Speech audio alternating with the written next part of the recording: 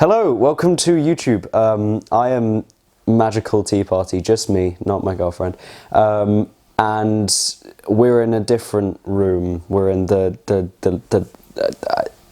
we're not in the outdoors place because it was raining a bit ago and we're waiting for a package, and also no one's in, so we're here. So welcome, hello, yes, the lights and camera are closer up than they have ever been, and I am terrified that they are going to flank me and strangle me. But yeah, today I am here to talk about a module that I haven't really ran much of. However, I have run a bit of it, and I've entirely cleared the first floor of, which is Dungeon of the Mad Mage. Now, I'm not exactly an expert on this, so take whatever I say and on all of this with a grain of salt, but this is going to kind of be a level of continuation in terms of Dragon Heist. So I don't know, they might be in the same playlist or whatever or something, which is very well frequented. It's technically our most viewed thing ever because a lot of people binge on the playlist, and thank you for that. Nevertheless, I'm here today to talk about the first floor and kind of some of the elements of it, and in addition, some things that I might recommend talking to your players about and like explaining to them, which I think before we even get into this, the first major thing is to let them know that they can leave at any time.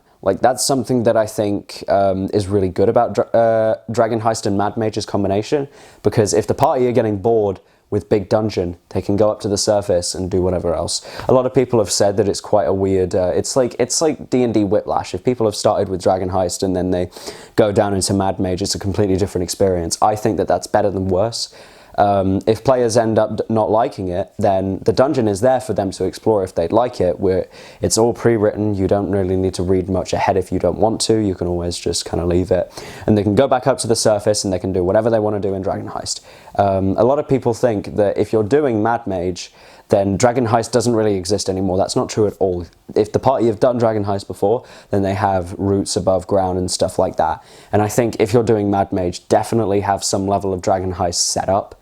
Go watch the last video that we did talking about this. It kind of explains some of the elements of that in greater detail, but I'm more here to talk about how to run the first floor and some things to be wary of.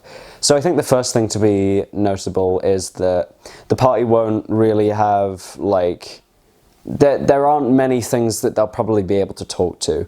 Most of the creatures that do have a language and could perhaps communicate with the party will likely want to instead kill them.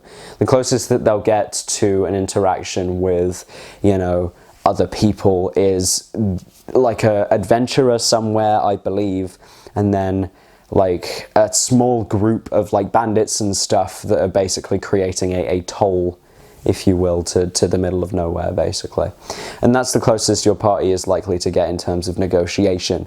But they could get creative with it, who knows? Maybe they try to negotiate with the billion goblins on this floor. However, there are some things that they will not have a great time trying to talk down.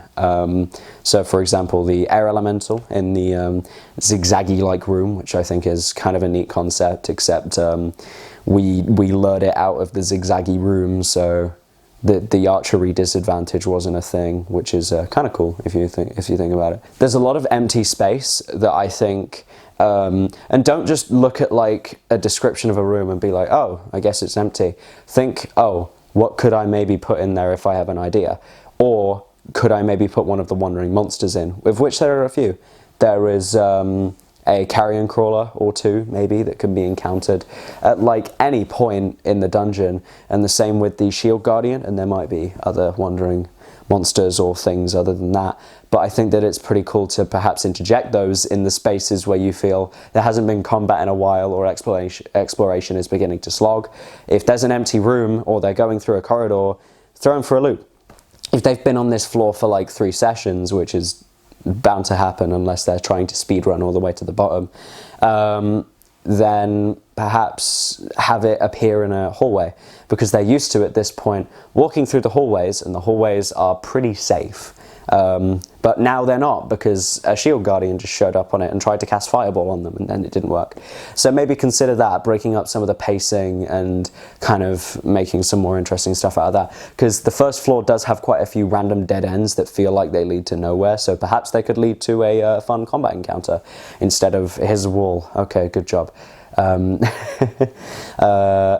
are some pretty creative things in the book, but to my memory, some of it's a bit weird to manage in terms of like, you know, figuring out how to, like, running a buttload of Sturges isn't fun. There's like a room with 30 plus Sturges, which are like the little bat things that suck your blood out in, what's its name, Dragon Heist, right at the start. There's like a room of 30 of those, and granted, a wizard could fireball them and boom, they're all dead.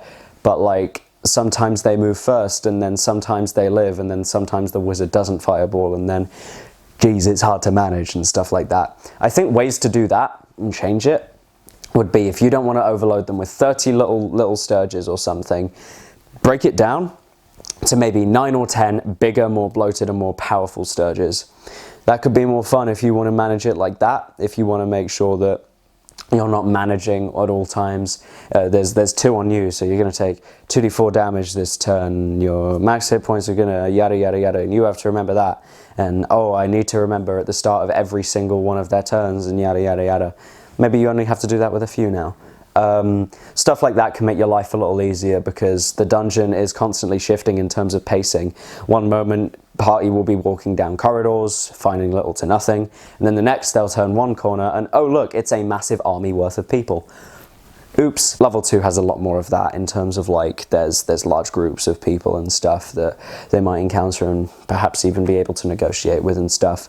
But level 1 is pretty cool in my opinion. It has some neat tricks and stuff like that, but I feel like it's pretty tame.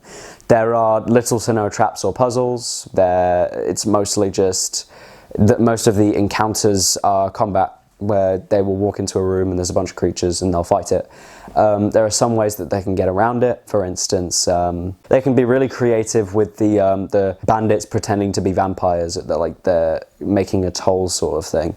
The party could be really creative with that. They could go full on and just try and kill them, which bit mean considering they're only, you know, criminals. Like, I don't think they deserve to be killed. That was something that got quite debated about in the adventure, because everyone absolutely murdered the hecky-wecky out of them, even though they were just trying to get money and weren't being that antagonistic, really. But yeah, that's a pretty neat way that they could be creative. They could stumble upon them, perhaps cast a spell on the leader to influence their decision-making or something like that, and be, you know, creative with it. There's some encounters in this book that can be pretty difficult.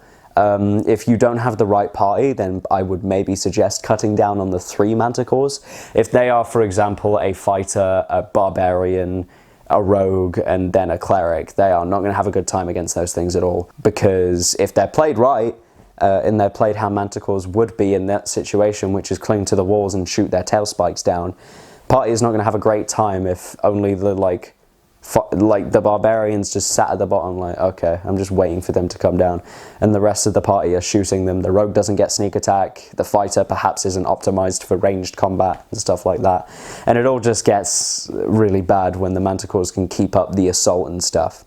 I do like how manticores have a limited number of tail spikes that they can use, and then eventually they will have to descend down, but there's a lot of them. So maybe one thing that you could do is that they only have 5 tail spikes, so they can only shoot like 2 rounds worth, and then they have to come down, and I think that maybe makes it better. Or you could cut down on the number of them, because that is a lot.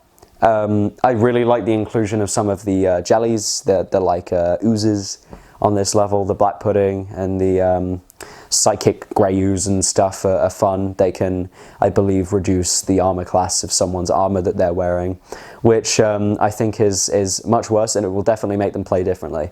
I think in the dungeon on level 2 there's like 2 rust monsters or something, and it was the one thing that my fighter did not want to fight because they had plate armor that they just got, and they were like, okay, maybe we don't, maybe if we are going to fight them, I'll just stay real far away with my crossbow and I will shoot them. Stuff like that, and that can be really fun. It can make people with metal think differently and stuff like that, and yeah, that's cool. If you found any of this at all helpful, then make sure you like and the comment and the subscribe. I might make more Mad Mage videos. I have no idea if I will. I will definitely, if I want to, probably read into more of it and try and go off a purely what I think would happen basis, which again, take this advice with a grain of salt if I do that. But yeah, like and subscribe and stuff, and comment if you want to see more, and talk about the dungeon. This is very spoilery. All this stuff is very spoilery, so, you know, if you're going to be a player in this, then no. I probably should have said that at the start. But yeah, cool. Join our Discord in the description if you want to talk about stuff, and see ya.